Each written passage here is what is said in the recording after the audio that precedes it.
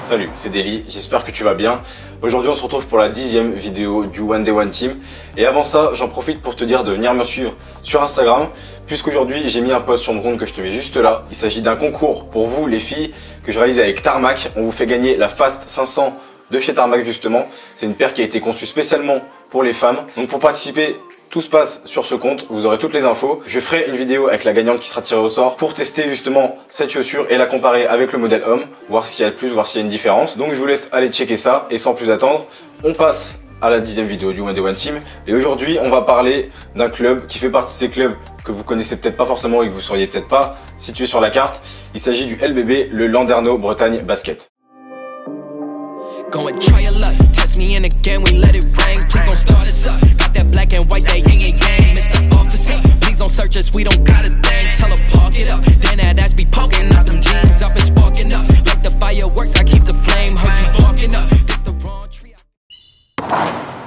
Le LBB, il est fondé en 2011. Il est issu de l'union de deux clubs, celui de Pleyber-Christ et de Landerneau, qui eux sont plus anciens. Cette fondation récente, elle permet pas d'avoir un historique qui est très chargé, très fourni, mais dans les moments marquants, on peut retenir la saison 2017-2018, où le club de Landerneau évoluait en LF2. Ils finissent premier de la saison régulière avec un bilan de 19 victoires et 3 défaites, dont une invincibilité à domicile avec 11 victoires en 11 matchs à la maison. Et cette première place en saison régulière, elle leur permet d'entamer les playoffs avec l'avantage du terrain. Et après avoir éliminé Chartres puis Charnay, l'équipe de Landerneau s'offre Angers en finale et atteint la LFB pour la première fois de son histoire. C'est donc en 2018 que Landerneau effectue sa première saison en LFB. Elles ont réussi pour leur première saison à aller chercher les playoffs. Elles ont perdu malheureusement au premier tour contre Bourges, mais c'était quand même un très bon résultat pour une équipe qui était promue. Landerneau va disputer pour la première fois de son histoire l'Eurocup, qui d'ailleurs cette année va être décalé à janvier en raison de la crise et des contraintes d'organisation qu'il y a pu avoir. Ils ont donc dû modeler leur effectif pour aller jouer cette compétition et on découvre les joueuses tout de suite.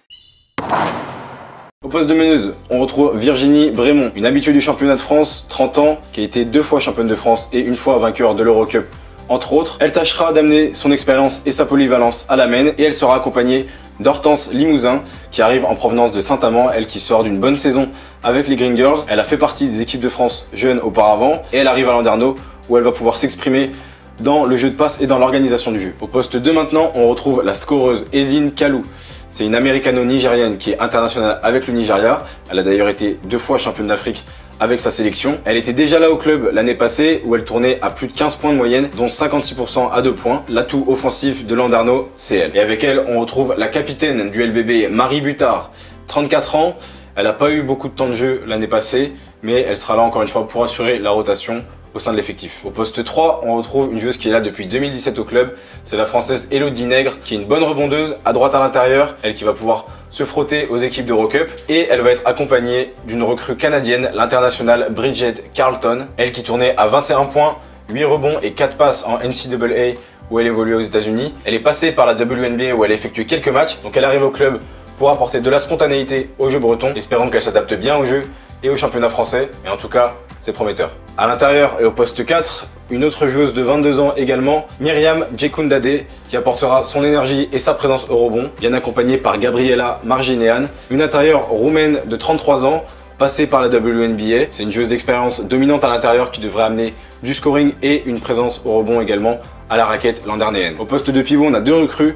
On a d'abord Catherine Mosengo Massa qui arrive en provenance de Chartres en LF2. Elle qui avait eu une expérience un petit peu compliquée à Charleville-Mézières auparavant. Elle vient retenter sa chance au sein de l'élite et elle compte bien aider le LBB en Eurocup en amenant toute son énergie. Et l'autre poste 5, c'est peut-être la meilleure recrue de Landerneau cette année. Il s'agit de la jeune allemande Luisa Geisel-Schöder. Elle a été draftée cet été par Dallas en 21e position. Elle joue en Allemagne l'an dernier où elle tournait à plus de 18 points de moyenne, dont quasiment 60% à 2 points. Donc c'est vraiment un joli renfort pour Landerneau et on espère qu'ils profiteront de cette jeune joueuse à fort potentiel. Cette équipe, elle est entraînée par Stéphane Lett qui est au club depuis 2014 et qui a certainement envie de faire ses preuves en Coupe d'Europe cette année. Landerneau a bien recruté, mais je pense quand même qu'elles vont devoir batailler et qu'elles vont devoir s'accrocher, notamment à partir de janvier où elles vont commencer à jouer l'Eurocup. Ça va leur rajouter des matchs en semaine. Donc je pense qu'elles peuvent avoir du mal sur la saison et ça peut se répercuter sur la LFB. Donc à elles de me faire mentir, c'est tout ce que je leur souhaite en tout cas.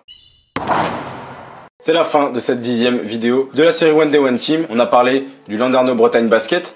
J'espère que tu as appris des choses comme d'habitude. On va se retrouver dès demain pour parler de l'avant-dernière équipe qui constitue Le championnat français, on n'a jamais été aussi proche de la reprise de la saison, c'est samedi. Je vous avoue que j'ai pas mal de doutes sur cette saison. Hier, on a appris que l'Asvel avait 4 nouveaux cas touchés par le Covid. Ça compromet fortement le match contre Charnay qui doit se dérouler samedi. Donc je suis un petit peu perplexe, on va voir ce que ça va donner, on va voir s'il y a un protocole clair qui va être donné par la fédération. Mais en tout cas, je pense que ça va vraiment être une saison particulière. En tout cas, si la vidéo t'a plu, n'oublie pas de t'abonner si c'est pas déjà fait. Like la vidéo, partage-la, commente, ça me ferait vraiment plaisir.